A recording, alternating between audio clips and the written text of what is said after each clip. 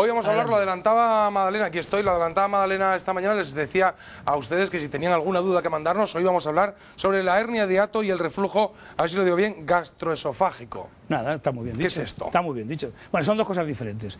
Pero además, hablamos hoy de este tema porque nos lo han pedido en muchas ocasiones nuestros espectadores, ha habido muchas preguntas y prometimos hace unas 3 semanas que íbamos a hablar del tema de forma monográfica en estos minutillos. Son dos cosas diferentes, aunque pueden ir juntas. Por una parte está la hernia de hiato.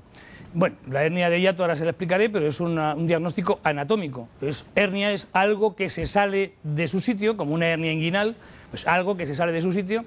Y luego está el reflujo gastroesofágico, que no es tan difícil de decir en este caso, porque es reflujo, algo que se sale también de su sitio y que tiene que ver del estómago hacia el esófago. Es decir, que la comida del estómago se va saliendo del estómago y llega al esófago y puede llegar incluso a la garganta. Eso es un diagnóstico funcional, es un diagnóstico que el médico lo hace por lo que cuenta el paciente. El paciente no va a contar, oiga, tengo una hernia de hiato. El paciente sí que va a contar, oiga, mire, que es que noto como una acidez en la garganta y además noto como que me viene la comida y el sabor de la comida se me repite con mucha frecuencia e incluso pues noto como que me provoca dolor en el cuello. Entonces estaríamos en un reflujo gastroesofágico. Claro, y esto, tanto la hernia de hiato como el reflujo gastroesofágico, vas a aprenderlo. ¿Por qué se produce esto? Bueno, pues para eso vamos a ver unas imágenes que nos tienen preparadas de realización para que recordemos un poquito nuestra anatomía. Entonces, ya se van ustedes acostumbrando a esta anatomía. Aquí estaríamos en un potente músculo que ven aquí.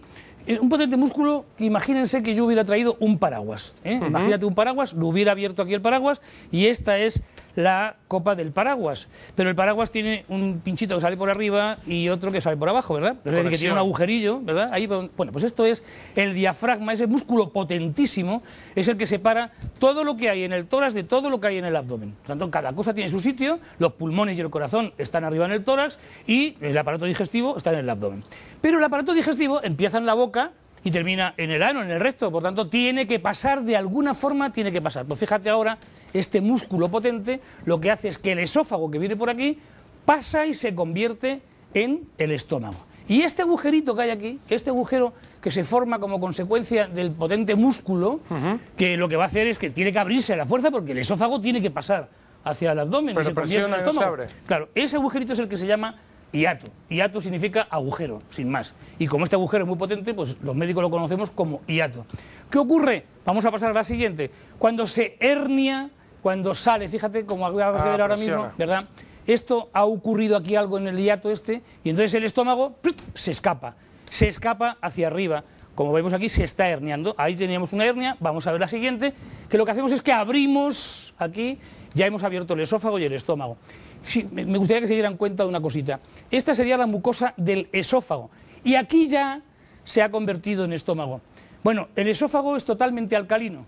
Sin embargo, en el estómago es ácido porque está el ácido clorhídrico que es necesario para la digestión. Pues, ¿qué va a ocurrir? Que este ácido de aquí va a pasar, lógicamente, hacia el esófago. Eso es lo que nos hace tener ese sobre todo cuando momento de que se nos repite. Claro, sobre todo cuando te vas a tumbar. Al tumbarte, fíjate, claro, el ácido clorhídrico puede llegar al esófago y entonces aparecen esos síntomas. Esto es como así es como se produce la hernia de hiato como consecuencia de que falta esto. Pero fíjate que yo no tengo aquí el paraguas. De los síntomas. Ahora sí pero yo no tengo aquí el paraguas, pero solamente decirte que te tienes que fijar un poquito en la corbata. ¿Sí? Fíjense en la corbata. La corbata va a atravesar este agujero que hay aquí, y lo ven ustedes aquí.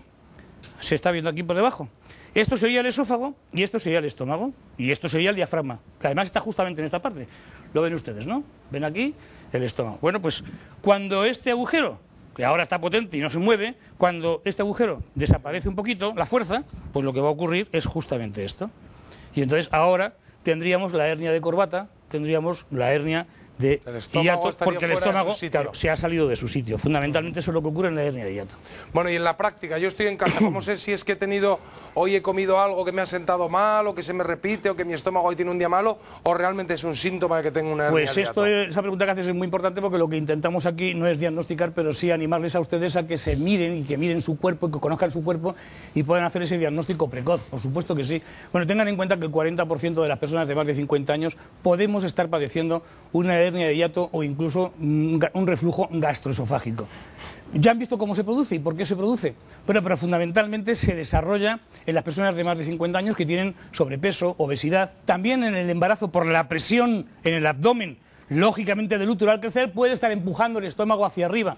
Es decir, que ese agujerito se puede estar debilitando, ese agujero que había en el diafragma se puede estar debilitando por el sobrepeso, la obesidad, el embarazo, pero también por el tabaco, que va disminuyendo poco a poco la fuerza de los músculos, el alcohol también es muy importante, y luego las comidas con muchos picantes, con muchas especias y esas comidas copiosas de gran digestión. ¿No? Bueno, los mexicanos, por supuesto, mira, los mexicanos tienen muchísimo reflujo gastroesofágico, que no hernia de hiato. No se ha llegado a herniar, pero sí se provoca. ¿Eso es que ese alimento nos provoca eso siempre? ¿Eso es que hay ciertos alimentos que nos provocan sí, siempre? Claro, por supuesto. Mira, las excitantes, el chocolate, con las patatas con alioli, las patatas a la brava, el chocolate, las grasas, las frituras, todo eso provoca una digestión muy pesada en el estómago y una presión en las paredes del estómago. Si tenemos debilitado este agujerito, pues lógicamente se va empujando por la presión de la digestión y puede llegar a producir esa acidez en el estómago. A ver si lo he entendido bien. La diferencia entre una hernia y lo que es un reflujo sería que una es temporal, ¿no? El reflujo puede ser temporal. Exacto, y la hernia es para siempre. Claro, la persona que tenga hernia puede tener síntomas de reflujo gastroesofágico, pero no todos los que tengan reflujo gastroesofágico tienen que pasar por el quirófano porque tengan una hernia de hiato. Es ese dolor, ese ardor de estómago que se puede poner en la boca del estómago, pero y llega hasta aquí y entonces ese ardor te provoca la tos. No es una tos pulmonar. Qué bien lo has hecho, creí que estabas tosiendo. No, pues, es que es esa tos. No, la tos pulmonar es con los pulmones. Esta es una tos como la de Carraspera, pero es una tos porque parece como que te viene algo a la garganta. Y para que no se te vaya, porque ese es uno de los riesgos, porque claro, la tráquea y el esófago están juntos, para que cuando viene la comida no se te vaya hacia la tráquea, lo que hace nuestro cuerpo es defenderse, y entonces provoca esa pequeña tos. Si usted tiene esa tos, sobre todo cuando se acuesta, o sea, cuando se acuesta después de comer a la siesta, o cuando se acuesta por la noche, y tiene esa tos rara que no tiene nada que ver con el pulmón, y que nota usted que se le viene la comida hacia arriba, pues puede tener un reflujo gastroesofágico. Esos son los síntomas fundamentales, pero también tenemos que tener en cuenta que lo que tenemos que hacer es prevenir o evitar que podamos llegar al quirófano, y para eso hacemos un diagnóstico los médicos, que ese diagnóstico lo hacemos por lo que nos cuentan normalmente los pacientes. ¿Cómo se diagnostica? Pues por lo que nos está contando el paciente. El paciente nos cuenta que tiene una acidez en el estómago, que puede llegar hasta el cuello. Incluso, fíjate, esto lo que estamos viendo es una radiografía. Aquí tendríamos el estómago y el esófago, y fíjate que esta es la misma imagen que hemos visto antes, pero que la papilla de Vario, esa papilla que nos ponen en el estómago, se escapa del estómago y llega al esófago. Con esto lo podemos diagnosticar, y también, lógicamente, pues con una endoscopia, metiendo un aparatito con una luz por la boca hasta el estómago, y ver si realmente existe una alteración de la mucosa, esa mucosa que es alcalina en el esófago, ácida en el estómago. Por tanto, la toma de medicamentos antiinflamatorios tan libremente como se hace, y con los anuncios que estamos viendo, el ibuprofeno que se utiliza para todo, o el ácido acetilsalicílico que se utiliza para todo, pues hay que tener mucho cuidado con esa automedicación, porque puede provocar una herida en el estómago. Y así muy rápido, que no nos queda prácticamente tiempo, aparte de los consejos de nuestra madre de arroz y jamón, que no le demos mucho trabajo al estómago. ¿Cuál es el tratamiento? Cuidado con el jamón, si es cocido, bueno, pero cocido. Jamón serrano, también tiene, bueno, pues tratamiento muy rápido. Lo más importante, recuerden que se ha salido. Bueno, pues entonces tendremos que ir al médico. Nos van a mandar antiácidos, nos van a mandar protectores gástricos, nos van a mandar que tengamos cuidado con la dieta, con la alimentación, que no nos dormamos la siesta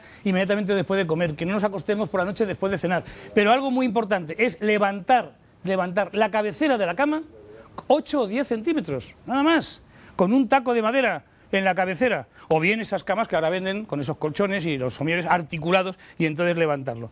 Pero no se fíen de lo que pone en internet, que ya estuve viendo ya anoche, que hay muchas recomendaciones en los blogs y tal, que dicen que hay que poner 2 almohadas en la cabeza. Miren, de perfil, si yo pongo 2 almohadas en la cabeza, lo que hago es doblar el cuello, no doblar el tórax. Y lo que tengo que hacer es doblar el tórax, que es lo que se consigue cuando yo pongo esos 10 centímetros en la cabecera de la cama, o me compro una cama Jesús, articulada. Vamos a dejarlo aquí, que tenemos hoy una actualidad que... Pues ahí seguimos.